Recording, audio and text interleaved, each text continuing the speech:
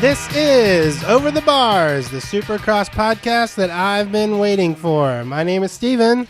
And I'm Allison. And we're here to talk about the 7th event in this year's Supercross series, which happened at Dallas. Yeah, Dallas, Texas. Here we are in Dallas, in big old Texas. in the Jerry Dome, one of the most famous football stadiums that there is, known for its excess. It's excess? Yeah, the big screen, the big retractable roof, and the big jail. Everything's bigger in Texas, they say. Yep. So the track this week, anything special about it? I wouldn't say special, but the coverage just kept really hyping the fact that there was new dirt. Yeah, new dirt. rather than old dirt. Yeah, I guess they typically use old dirt. This week was new dirt, and the composition of the dirt was a little bit different from what they're used to having in Dallas. They said it was like 60% sand, and I guess normally it's only 25% sand. So supposedly, I guess a bit softer. Yeah, so it wasn't, the track wasn't as hard, probably more prone to the riders making ruts in the turns. That's what it looked like. Yeah. And Jason Anderson, we don't know much about dirt. No, frankly. No. So we know about clay, red clay. Yeah, Georgia red clay. We'll have plenty of that next week. Mm-hmm. So we looked to the writers, and I saw Jason Anderson did have this to say about the dirt. Yeah. He wrote, "I would say last night was more of a supermoto race than a supercross with how much concrete was showing."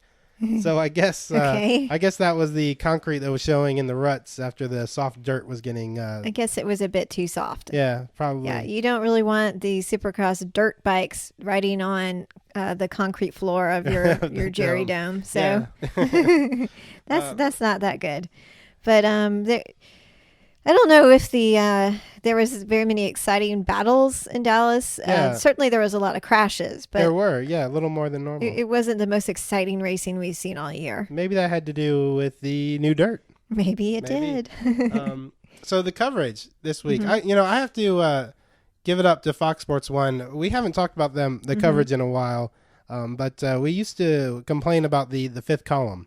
The pylon. Yeah, the pylon on the side of the screen it was kind of large and took up half the screen. It was kind of distracting, but this week it looked a little different, right? Yeah, they fixed it, and they've tried different things over the past few races. They know it's a problem. They've settled down. So what they do now is just it's slimmer than before. It is. So it takes up less room, and also they only show like the top 5 riders in a top box, and then in a bottom box they kind of rotate.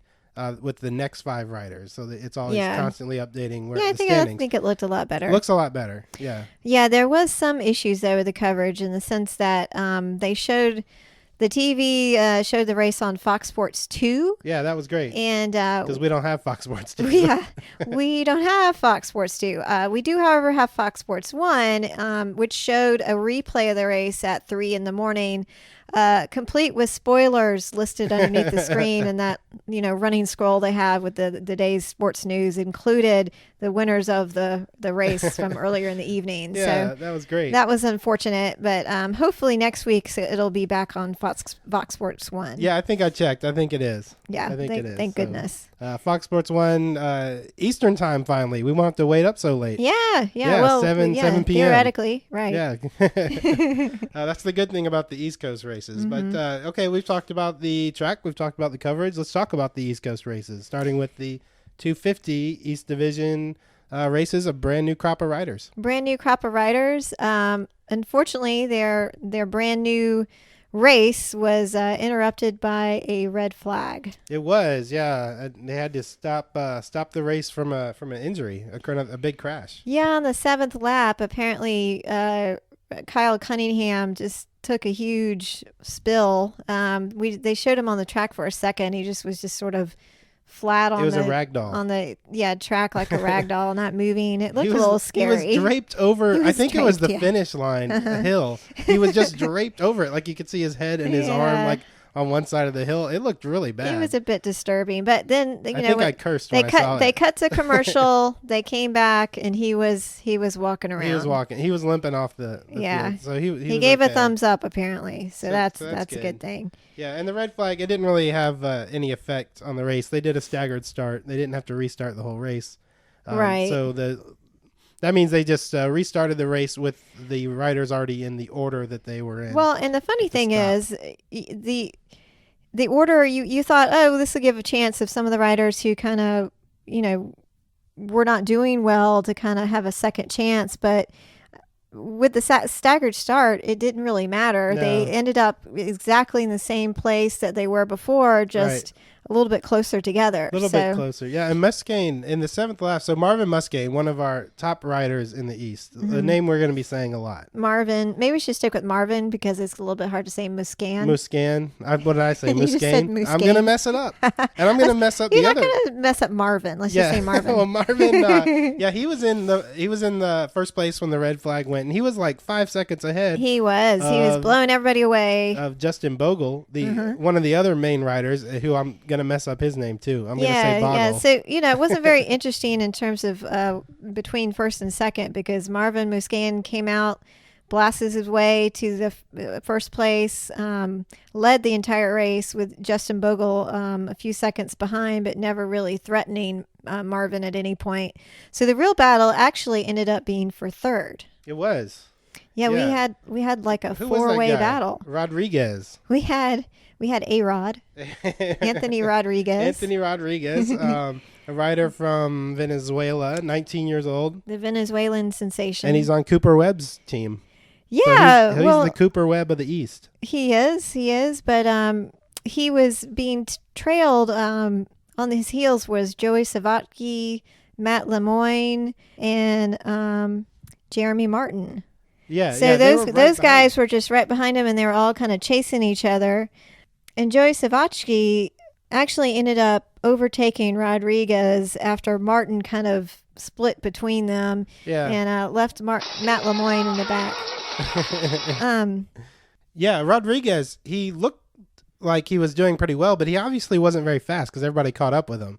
But he was riding really well defensively. Yeah. They could not get around him. They couldn't for a while. Yeah, until all of a sudden, all three of those riders, Savatgy, Lemoyne, and I'm going to keep laughing every time I hear Lemoyne. Savatgy, Lemoyne, and who was the other one? Jeremy Martin. And Jeremy Martin. They all passed him at once. So Rodriguez actually didn't have a very good finish. He didn't. I think he finished way back in like 13th or something like that. He doesn't have Cooper Webb's speed, but he has some riding ability. He does. Well, we'll have to see what he does in the next few races. We'll look out for A-Rod. But we actually ended up third place with Joey Savatgy or Savatgy. Yeah, he pulled it out of or that group. Yeah, another one, Joey. Yeah, Joey. We'll call him Joey. Joey actually was the 2013 Rookie of the Year. He missed all of 2014 with an injury, and this was actually his first podium ever. So, congratulations to Joey. Savatgy. We'll learn your name one day, Joey.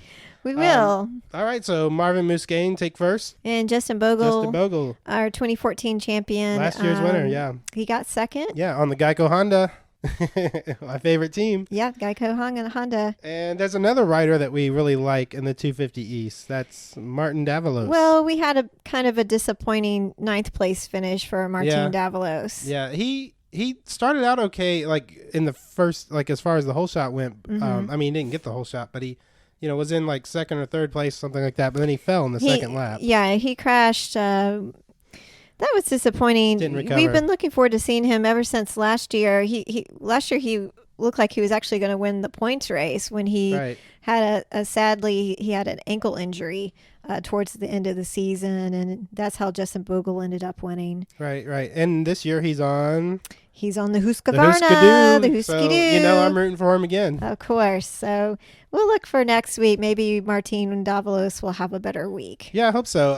It's obvious that Martin Musquin and Justin Bogle are the top two riders here. So maybe every single race is just going to be a battle for third. Is that going to be the interesting? I mean, Marvin. They have a lot to live up to with how good those West races were. Marvin looked pretty amazing. He was the fastest qualifier. He won his heat and he won the main, leading the entire race. So he did. That was pretty great considering he missed the entire 2014 season with an ACL injury. He's back. He's back. Yeah, he's back. He's strong. He's back. The 25-year-old. I thought it was great though, being that it was Valentine's Day, that he thanked his wife. Matilda for attending every practice. So yeah, the Frenchmen, the French are known for being romantic.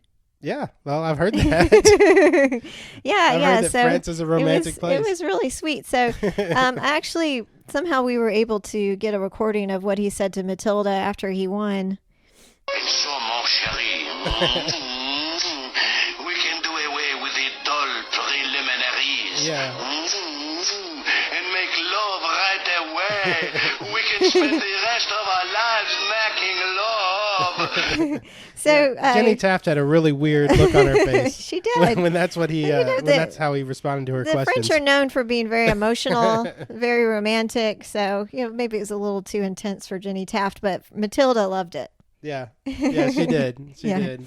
So it was a good, happy Valentine's Day, Marvin Muscane. Actually, I think it was so impressive. I'm going to give Matilda the platitude. The platitude goes to Matilda? Yeah, well, Marvin Muscane said that Matilda attends every single practice. That takes some dedication. That's some love right there. That's a lot, yeah. Yeah, so they live in California. Congratulations, Matilda. Congratulations, Matilda. You're the Dallas platitude winner. She's got other things she could be doing. I imagine so. All right, so that a little bit out of the ordinary for the platitude winner, but that's the way it goes. That's the way it goes on the day of love. # who's next? # platitude. All right, so that's the 250 race. Let's move on to the 450. So this race we had Dungey once again dominating. Ryan Dungey took the lead, dominated almost from the beginning. Yeah. Almost. I think Roxon had a quicker qualifying time than him. But Roxon started out the race in fourth, and so he started out kind of back in the pack, and he had to pass Baggett, he had to pass Millsaps to even challenge Dungey. Yeah. But he just didn't seem to be very fast, and didn't even get close enough to battle Dungey. So Dungey was pretty much racing by himself after a while. Yeah, he was, and Dungey, he in the first heat race. Mm-hmm. Let's point this out. In the first heat race, Tomac got the whole shot. Yeah.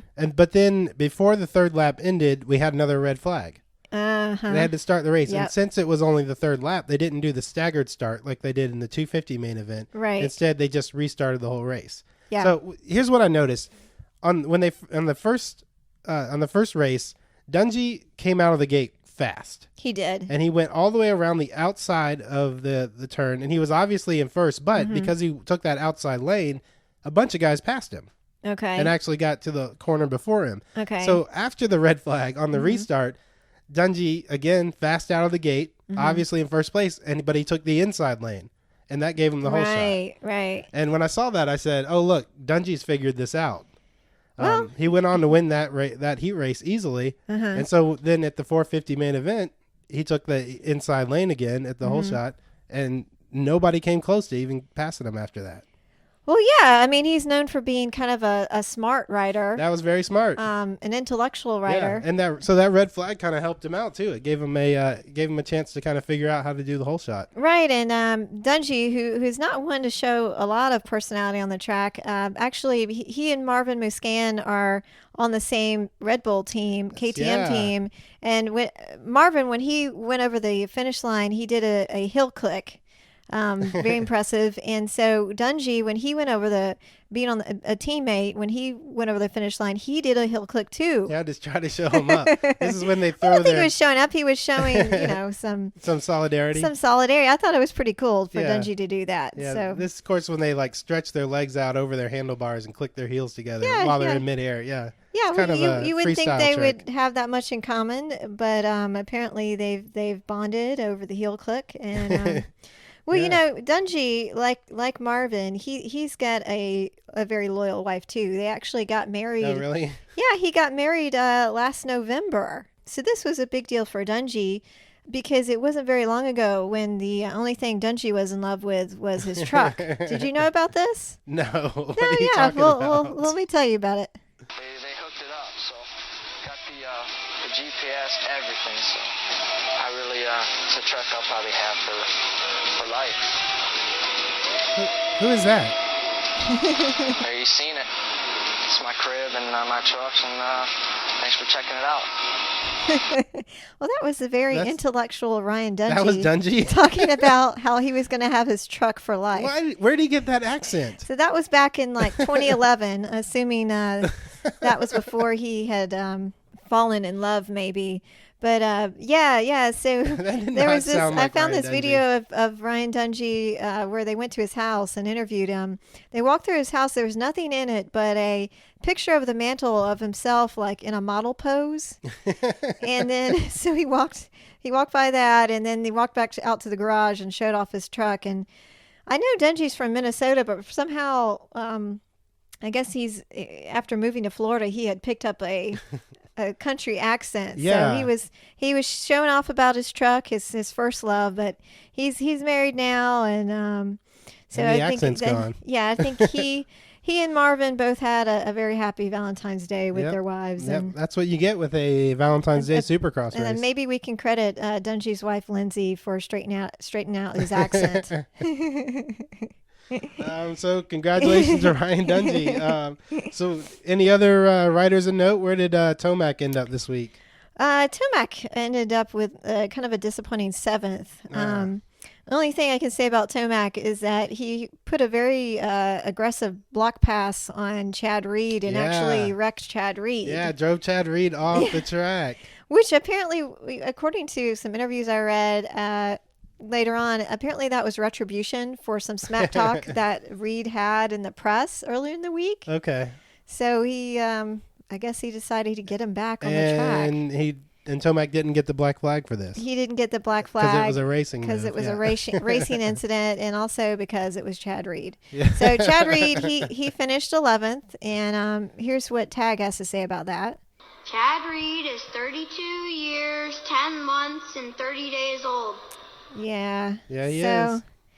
Anyway, I think Reed got a taste of his own medicine there. And speaking of medicine, Kennard ended up getting 3rd. And Kennard, he needs to do better than that. I mean, he needs to get in front of Dungey. Well, Kennard actually was, I think this was accidental, but he got into it with Millsaps and caused Millsaps to crash.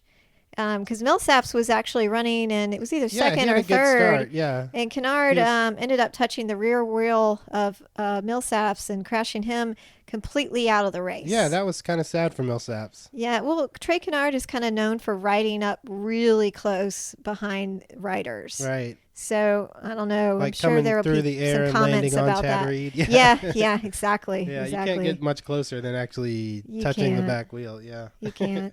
All in all, it was some good racing, if not the most exciting racing we've seen this year. But it was a nice, happy Valentine's Day race. Yep. So I think I'm ready, though, to talk about Atlanta. Next week, we're coming to Atlanta for the first of 2 races, hometown. Let's hear what Ma'am has to say. Hello, Allison, Steve, and Supercross fans. Atlanta weather this time of year will keep you guessing. It can be 70 and sunny, or it can have a dusting of snow on the ground, which will shut down the whole city. So my advice is not to listen to the weather people and to pack some shorts and a parka. See you next time. Be prepared for anything, says Ma'am. Yeah, very unpredictable. By the way, what's that sound in the background that we keep hearing when Ma'am records these audio? Oh, that's just Prince. Prince. Yeah. Okay. That's just Prince. The Prince the Bird. Yeah, so we didn't have Jeff this week. No, he didn't come by. Yeah, that he was wanted to be in platitude contention, but I guess he has to marry one of the riders to be in platitude contention. Right, I guess so. And Jeff is single, by the way. Yeah, which rider do you think would be most interested in Jeff? I don't know, A-Rod? Aaron Rodriguez? Yeah. Yeah. Okay, maybe. Yeah, possibly. So Anthony Rodriguez. let's see what it take Jeff to get Jeff here next week for Atlanta. Hey guys, I didn't want to bring it up when I was over there last week, but seriously, if you want me to come back, you've got to take the cameras out of the bathroom. It's just, it's creepy. Look at Jeff kind of dissing our house. Yeah. Well, I don't think he knows how much we make off those cameras. Well, that's true. It's a pretty good revenue stream. It is. I mean, would you rather have ads in the podcast or? Yeah, I don't know. Nobody wants ads in the podcast. We have to make money somehow off of this. Sorry, Jeff. Yeah, sorry, Jeff. I think they're coming. They're staying up. All right. Thanks everybody for listening. Make sure you follow us on Twitter at SXOverTheBars. See you next week. And we're going to take us out with a song by Warm Soda. This is Someone for You.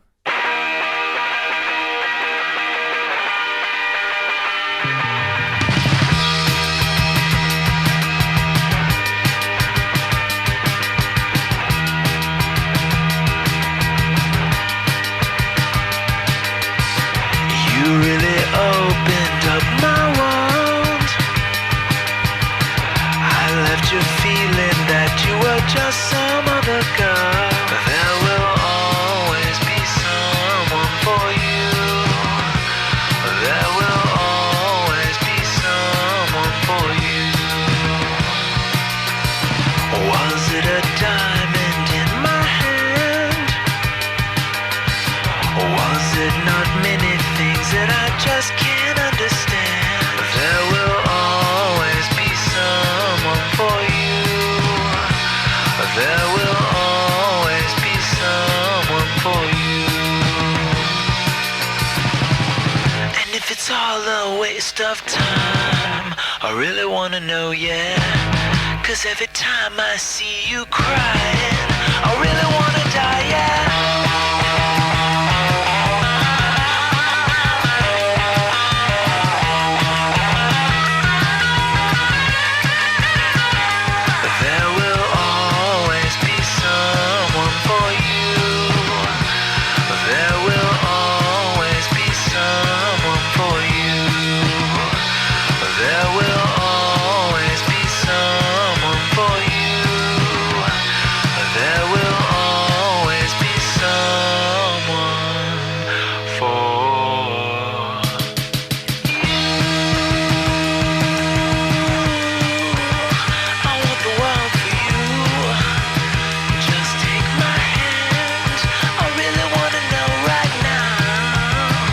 Was it worth it to you?